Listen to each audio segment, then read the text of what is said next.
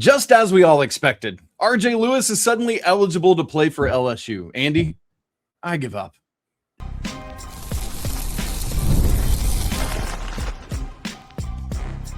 You are Locked On College Basketball, part of the Locked On Podcast Network. Your team every day.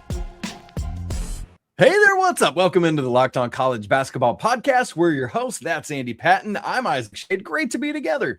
Today's episode is brought to you by Game Time. Download the app, create an account, and use code Locked On for $20 off your first purchase. You need it because football season is here, baby. Coming up on the show today, it's a whole LSU situation. Get your beignets. Let's talk about it. RJ Lewis is granted an injunction. What on earth? I don't know, Andy. Nothing makes sense anymore. I don't know. So we're going to look at all these angles of this LSU's roster, what this means, the Big Ten response to it, zoomed out at the NCAA level. We'll look at LSU just kind of leaning into the villain role. Heck, they got two football players that just got cut by NFL teams this week. So the Bermuda Triangle strikes again. We'll get to all of that. But Andy, I want to get your reaction to this news because that's the biggest part of it. RJ Lewis granted an injunction to play for LSU this season. Is this right? Is it defensible, or is it just malarkey? Where are you at? You know, I got to start by saying that I got to tell a very quick story. We have a book that was given to us by a friend that's about the city of New Orleans. And I love the book specifically because it rhymes the word beignet, I think, with the word play, and it has to specify in the book how to pronounce beignet, because if you don't know how to pronounce it, you would not catch that it rhymes specifically. So I chuckled when you said that, because that was the first thing that I thought of was hello, New Orleans. Shout out that book and our friend for getting it for our daughter. Let's talk about RJ Lewis, though. That's a little bit more of the exciting topic here. Like you said, this was just not expected. In terms of, we've seen a lot of kookiness this offseason, a lot of players getting eligible that we didn't expect, a lot of players not getting eligible that seemingly doesn't seem to line up with where we would expect. But what we shouldn't be surprised by is Will Wade and LSU doing whatever they can to build a roster that they want. And the fact that the NCAA is kind of toothless. There's not a lot they can do here. I still did not expect this because it seems like one of the very few lines that hasn't been crossed, or that was only crossed for 3 games last year, I should clarify, with Charles Bediako, is leaving early and declaring for the NBA draft has always been foregoing your college basketball eligibility. There is no defensible explanation saying that we're not aware of that or anything like that. When you look at the class of 2022, whether you like it or not, at least there is the argument of like, hey, had we known we could have come back, that would have been different. And with international pros, like, even guys who played in the G League, or even guys who declared for the draft, like James Nagy or Isan Almansa or anybody like that, like, they never played college basketball. They didn't play the sport and then leave it. And to me, right, that feels like a line that it's really dangerous to have that line get crossed. It is a scary precedent for this sport, for the future of this sport, that there's now that boundary just effectively has gone away. And again, we said this with Charles Bediako, and the NCAA got that thing taken care of on appeal, and it was not an issue for very long. Maybe that will be the case here. I think the idea that, like, I would not feel confident at all that RJ Lewis is actually going to suit up for LSU this year. A heck of a lot more confident now than I was yesterday at this time, obviously, but I still wouldn't expect or feel that confident that it will happen. The NCAA may get a stay on this. They may get an appeal successfully won on this, but it's frustrating that RJ Lewis was fully aware of the decision that he made to leave college early, to go to the NBA. Like, it was, he spoke about it. I know Jeff Goodman reported like comments or, conversations he had with his father. Like, we understand what we're doing. We understand that we may not get drafted. We understand that we're leaving college basketball and leaving money on the table to go play professionally. And it's like, well, then it backfired on you and now you're crawling back. Like, I think it was Kevin Sweeney of Sports Illustrated who posted a tweet that I'm going to fully paraphrase, basically saying we need some level of shame to return. Like, the players who, the 2022 class who didn't know that they had the chance to come back, they shouldn't feel shame for wanting to come back to sports. They're not failed pros. They never really got to be pros. RJ Lewis failed. He did not, and I know he was injured, but he did not accomplish what he wanted to accomplish, and he's crawling back. And there should be some shame in that, and there's just not. Will Wade is shameless. Lewis and his representatives are shameless. Everybody is just willing to just chase the money and come back when you knew full well at the time that you made this decision that this was not an option to you, and you've just decided to go grab a lawyer or a judge based in Baton Rouge and find the opportunity to play again. And it's just, I mean, again, I can't think of a better word. It's just shameless. And I agree with you. I think everyone knows that. But the devil's advocate side of it is, well, guess what? Because Andy, as you said, the NCAA, I think the word used is toothless. And yes, I know what I said. If I'm RJ Lewis, but you know what? Because of the toothless nature of what the NCAA is doing, there is now an opportunity for me to go to LSU, which needs players because they still have millions of dollars to throw around. And so if I can make a couple $1 million for one more year, well, I've got one more chance and potentially set myself up and maybe generations of my family set up. I'll swallow my pride and just ignore the shame and go do it because I can't. Because nobody's going to stop me, right? And so I can understand why you're like, screw it, I don't care. I've got no shame because like 1 year of embarrassment for a lifetime of being set up. Okay, you know, I could see how you could get to that place in your head. But I think you're right. I think something to watch for here, as you said, is this is a situation in Baton Rouge, the judge, Ronald Johnson anyway. And so as happened with the Bediako situation last year, I'm curious how this gets appealed, where it gets appealed. You know, judge, like it's such a weird thing where you hope judges are impartial third parties. But man, I feel like we've seen enough of this, Andy, where I have a crisis of conscience on the impartiality of some of these people. And I hate that I feel that way. I'm not a conspiracy theorist, but here we are, and it continues to happen. So I have trouble reconciling that, if I'm being honest.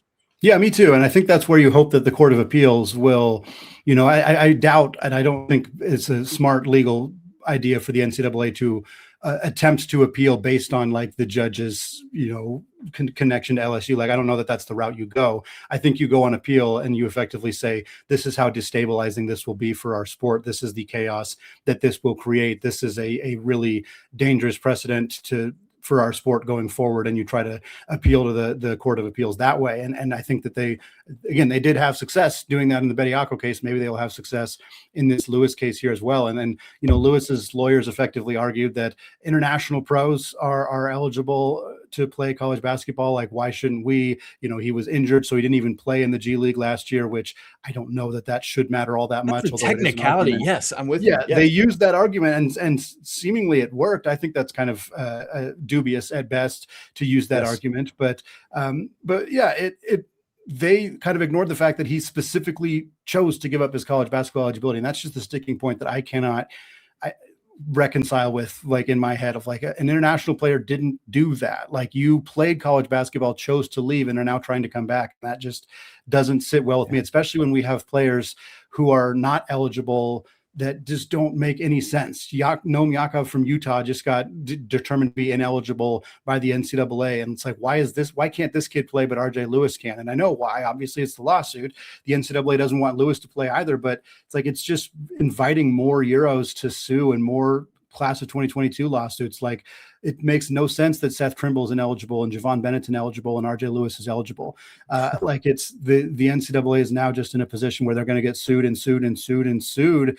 And again, they created this. You and I have talked about that 100 times this offseason, but in this case, like, they're really stuck. Like, there's not a lot they can do here with this Lewis thing. Hopefully they'll be able to fight it. I mean, we're rooting for him in this case, but what a mess this has all become over the last couple of months here. It really has, Andy. And I don't know, you know, I'm not a lawyer. I don't play one on TV, but like with the being hurt thing, it's, I think they probably say like speculation or something like that. But like, do you ask him, hey, but what if you weren't injured? Would you have played? You know what I'm saying? It's like, right. And so, I mean, anyway, I signed a G League contract. To me, like, that wipes out any argument about, like that. You can't claim, well, I was hurt. Like, if you were hurt and therefore didn't sign, sure, that'd be a different conversation. That's not the conversation that we're having. The conversation I would like to have, though, next is what on earth does this mean for LSU's roster? Because now we're living in a reality where he's going to play. Yeah, I mean, I think for now we have to assume that he's going to play, and it certainly does create a unique situation for LSU. So we're going to get into that, what this roster looks like, maybe a little bit about what this does to a team dynamic, players who have no idea what their playing time is going to look like this year. That and the fact that LSU, as you alluded to earlier, Isaac, is just seemingly getting all their coaches together to be the biggest cartoon villains that they possibly can. We're going to get into all that here coming up in just a second. But first, folks, today's episode is brought to you by Game Time. There are more live events than ever that are worth seeing here. Summer's winding down. You got sporting events, you got concerts, comedy shows, you got music festivals. And the hard part isn't usually deciding what you want to attend. It's actually getting the tickets. Because between long wait times, confusing checkout processes, and surprise fees, buying tickets can sometimes feel a lot more just draining than it should. And that's why so many fans are turning to Game Time. The app is built to make buying tickets simple. They have upfront pricing, they have views from your seat before you buy, and exclusive saving opportunities that help you get to the events that you want to go to without all the usual hassle. Because my biggest pet peeve is when you found a great deal, you get those tickets, you're planning to get 4 of them to take your family, and all of a sudden you get to the checkout window and it's $10, $15, $25 more expensive than you thought because of those surprise fees. Game Time, it takes all of that guesswork out.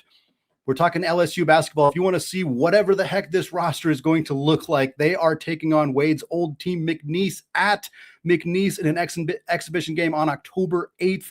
You can get tickets on Game Time for just $69. So folks, take the guesswork out of buying tickets for any type of event by going to Game Time. Download the Game Time app, create an account, and use code LOCKEDON for $20 off your first purchase. Terms apply. Again, create an account, redeem code LOCKEDON for $20 off. Download the Game Time app today.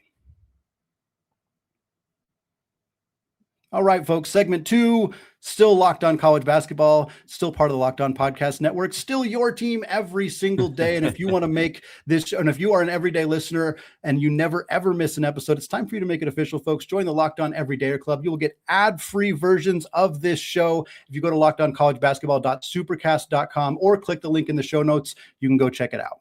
Isaac, let's continue the conversation here, looking at LSU, the Will Wade, the circus that has been this offseason, not just for LSU, obviously across all of college basketball, although LSU has certainly put themselves in the center of this conversation, frankly, across all sports too, with what's going on with Lane Kiffin on the college football side of things. Even Kim Mulkey's getting into the mix on the women's basketball side of things. But looking at this purely from the basketball Will Wade side of things, this team now adds RJ Lewis potentially to a roster that very recently in the last 2 weeks added a pair of UCLA transfers in Skyy Clark and Donovan Dent. You now have those 3 guys joining a roster that previously had just like 4 or 5 guys on the team. And now suddenly, I mean, I still think the depth in the front court, especially with the international guys not being cleared, is very, very thin. But my goodness, Isaac, this backcourt, if everybody's eligible, is going to be really good. Dude, that's the wild that, like, take everything else away from it. You know, like you were saying on Monday's show about, hey, Kentucky fans, if you're just looking at the roster, same thing. Like if you didn't know anything other than just looking at this roster and you're like, man, Donovan Dent, Skyy Clark, Mo Diabate, Ugachukwu, Abdi Bashir, now RJ Lewis. Wow. Like this team might have something here. Right. Andy, I saw something on, I think it was on Twitter or something last night. It was a GIF of like somebody saying like, Abdi Bashir slowly watching his playing time melt away. Did you see that? Poor guy? Like I feel bad for him, but that's part of it. It's like you kind of mentioned part of the deal here is as you add these in, you know, like it's going to mean something for other players and locker room dynamics and player dynamics and all of that. But I mean, you're starting to see this thing really shape up. To your point, as I look at this, I'm like, I don't know who's your starting 5 if this is your team today. But with adding Clark, Dent, and now, at least for the time being, Lewis, things seem to be in great shape. Obviously, if you're LSU, you're hoping a couple of these other guys that aren't currently eligible get eligible, like a Bryce Desire, for example, who could slot right into that front court and help a lot. But, I mean, you're building some actual legit depth here because our thoughts on how this roster has been constructed aside, RJ Lewis is a phenomenal college basketball player. Let's remember, prior to being benched by Coach Pitino, was the Big East Player of the Year. And so you add that to these guys, and my goodness, you've got a lot of capability to this LSU squad, which you're going to need for an SEC conference that's going to be really deep yet again, Andy. A very interesting development. Yeah, I mean, again, I think I don't question the talent that is on this roster, again, with the assumption that there's eligibility. I mean, the international guys here are all very, very good. Niang's a guy who was drafted 2 years ago. He's 6'6", kind of guard 2-3.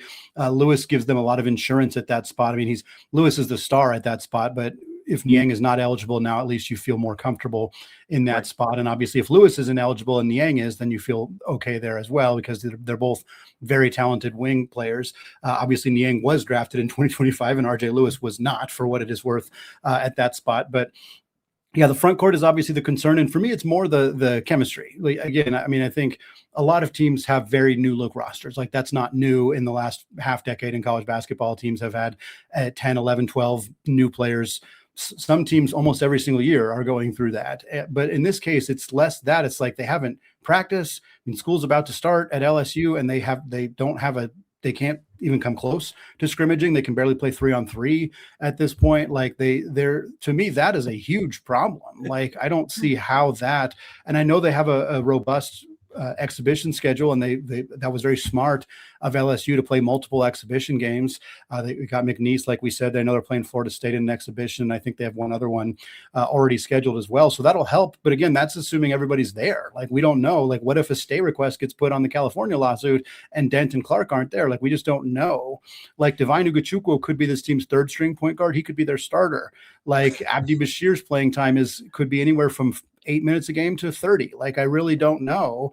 And I think that's stressful for the players. I'm sure that's stressful for the coaching staff, even if it is a bet they made with the way that they chose to construct this roster. But to me, the difference between how good this team can be on paper versus how good I think they'll actually be is pretty massive, because I'm not a huge believer in Wade. I think he is a good coach. I think he sometimes gets inflated as a better coach than he actually is.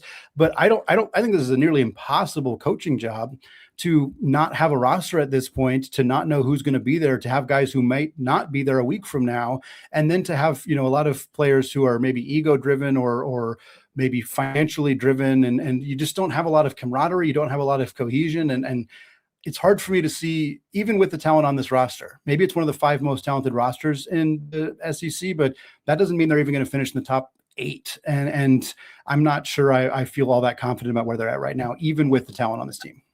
That's a good point. The sum of the parts might not be better, because it's just, how does this, and we saw how it fell apart at NC State last year as Will Wade started to get a little more vilified there in Raleigh. There was all the stuff with the house, all of that, Andy. And I think it's part of it. By the way, you were talking about classes starting.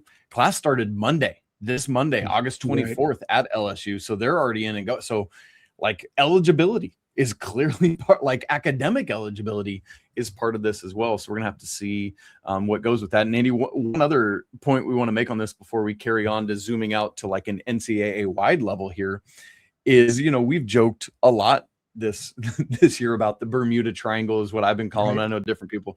I've seen some other names for this trio, like I can't remember. Anyway, but you've got this going on with Will Wade at the same time, literally, that RJ Lewis is getting this injunction. You've got Lane Kiffin taking on 2 different players who were just cut from NFL teams who are coming back. They played for him at Ole Miss last year. You've got tight end Daquan Wright, who was cut by the Browns, defensive tackle Xavion Harris, who was cut by the Saints. Harris, by the way, who had been publicly critical of Coach Kiffin twice after he left Ole Miss for LSU.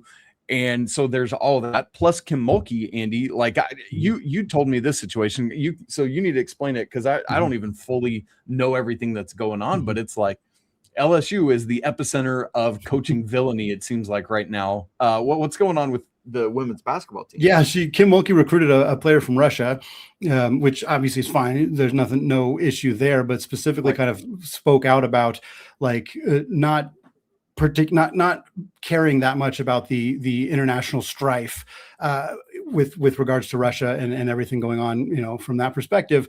But the problem is that there's a Ukrainian player on Kim Mulkey's team, or there was, I should say, because Kate Koval has left the team for, quote, personal reasons, like less than 24 hours after the team adds a Russian player. Like, it feels very obvious that there is a connection there. And it feels like these coaches are almost trying to outdo each other in terms of making headlines in negative ways. And I mean, again, LSU makes sense as the program to be the villains of college athletics, but they are leaning into it harder than I think I've ever seen anybody potentially lean into this with this, like you said, Bermuda Triangle of coaches. Like, what a week it has been for Kiffin and Wade and now Kim Mulkey to be putting their names in the headlines for not exactly the most positive of reasons. I feel for that sports information and PR department over there in Baton Rouge. Gosh, I hadn't thought about that. Well, I tell you what, as LSU was fully donning the Slytherin role here, Hufflepuff and Ravensclaw and Gryffindor are raising a stink about it. And so the Big Ten is getting up in arms about this. The SEC is sending strongly worded letters. Andy, Avengers Doomsday is coming out later this year, but are we seeing Doomsday right now in college basketball? We'll look at all that coming up here in just a second.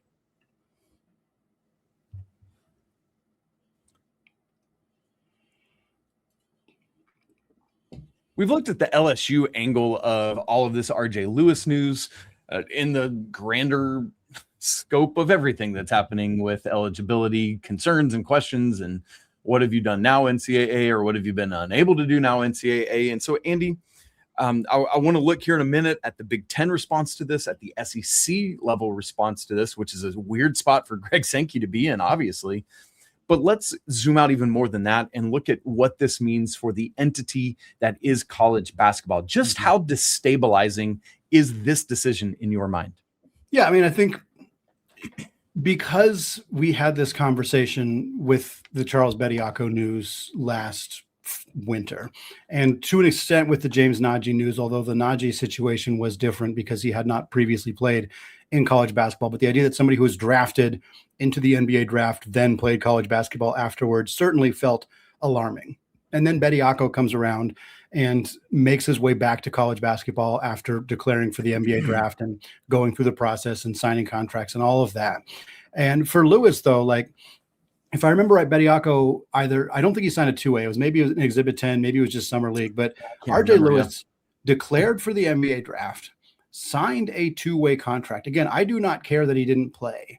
Like, that doesn't feel relevant to me in terms of whether he should be eligible. He declared that decision foregoes your college basketball eligibility. Has been like that since the beginning of time. It is a known fact. Like, there is no reasonable argument that you can say you didn't know that was part of it. I mean, they made that very clear, and I know that he knew that was part of it. So now, with this happen again, we'll see if the NCAA gets a stay request here and gets this thing reversed on appeal. Then we're back kind of where we were before, where like the Bediako news didn't end up becoming this big destabilizing force in college basketball because it was just reversed a few weeks later. But now, like, it's happened again. And even if they reverse it again, like, the floodgates have already opened for this. And if if they're unable to get this thing reversed and Lewis does play this year, I mean, then you're effectively all of your deadlines are just gone. Like, this was one of the very few rules the NCAA was seemingly still able to hold on to. And if it's gone, I mean, why have an NBA draft declaration deadline? Why not? I mean, every player can just look to go pro and decide to come back at any time. There's no off season. There's no real time limits. And that's what's been so challenging. I mean, among many other things, this off season is the idea of not knowing not having the ability to know when players are going to sign with your team, when they're going to be eligible, if they're going to be eligible. I mean, the offseason rosters aren't set in June like they used to be, or May like they used to be. Like, there's still tons of roster movement happening now, and that will continue with this. Obviously, 5 and 5, that goes into effect. That, will people like to say, oh, like, well, LeBron James hasn't used his college basketball eligibility. Like, yeah, that's silly because 5 and 5 is going to go into effect. And sure, maybe they'll try to challenge it. But like, if 5 and 5 goes into effect and is able to be effectively utilized, like followed as a rule, you're still going to have guys who declare after their freshman year, sophomore year, junior year, whatever, who try to come back a year, 2, 3 years later. It's going to happen. And right now, unless the NCAA can put a stop to this, that's just going to be a thing that happens. It's going to be a new reality in college sports, whether it happens in football. Obviously it is happening in football and basketball and other sports as well. I know baseball is looking at changing some of their rules, which could, this could have an effect on that as well. Like, it's just the rules that have long existed are being challenged significantly, and change is good. Like, there's nothing wrong with like evaluating your rules and evaluating whether things need to change, but the way this is going about is bad. I think that's very clear. And also, I don't think this is a rule that needed to be changed. You should evaluate whether change should exist, but declaring for the draft, like, I like the new rules of you can go through the draft process and then change your mind and come back, and you can go through the draft process multiple times. I think that's a good thing that has been, and that's what baseball does, by the way. You mentioned baseball, that's what they do, right? Yeah, and I think that's a good thing, and I think that college basketball is right to allow players to do that now. But once you commit to leaving, I think that has to be set in stone, and it's not, and that is a huge destabilizing factor in college athletics that I think is needs to be addressed somehow, whether it's Protect College Sports Act, whether it's some other way. It's without that rule, I think the sport really suffers. Yeah, I completely agree. And to the point that you and I made, I think it was on Monday's show, about like, hey, ultimately it's great. We're getting more talent in college basketball, and that's a win. But kind of to what we said about this mix of like the LSU team, it's like, yes, but does that equate to better teams? Because if they're just figuring this out here in late August, you can't have as good a team. And give me a scrappy bunch of Miami, Ohio undefeated Redhawks, and they could probably knock off some of these teams because they're a better team rather than individual group of talents. And so I'm curious to see that angle of it. Andy, let's go back and zoom in a little bit more back to the conference side of things, where hilariously, I always love it, like when somebody's like, I'm going to send a strongly worded letter, and it does absolutely nothing other than just allows them to vent. Seemingly that's what the SEC has done here, is just like, we're big mad and we're not going to do anything about it. But the Big Ten is actually taking a step to say that they're going to pass a rule. This comes from Pete Thamel's reporting from ESPN, that the Big Ten is planning to pass a rule not allowing players to return specifically from the NFL to play for a Big Ten school. But obviously, if the Big Ten is doing that in football, they're going to do the same in basketball. Andy, I think the question with what the Big Ten is trying to do here is that especially with what we're seeing in courtrooms across the country, is that in any way legally enforceable from what the Big Ten's doing? Yeah, probably not. I think this is maybe a bit more performative. Maybe it's a scare tactic. I don't know exactly. I think it's a good thing. I think it's smart for the conference to come out and immediately make a statement and make a rule. In this case, they're voting on this rule to say, if you played in the NFL, if you like declared for the draft, if you either got drafted or signed or were in training camp or whatever, that you cannot play college football. Like, I think it's a totally justified, obviously, rule. We've made that very clear, but also, like, I think it's smart to say this, even if it's not enforceable. And with a lot of these lawsuits, I mean, again, we've been focusing on them from the basketball side, but with all of these lawsuits pretty much throughout, one of the stipulations that frequently gets tossed around when an injunction is granted or when a TRO is granted is that the NCAA is not legally allowed to punish the teams or the players. Like, if a court ruling says, here's your injunction, it's been granted, you are eligible to play, you are eligible to transfer, part of the ruling is that the NCAA will be barred from inflicting any punishment. And I'm curious how that would work. Like, if, again, we had that threat made by an NCAA selection committee member who said, like, well, I don't have to let this team into the tournament. And it's like, I wonder how that would go.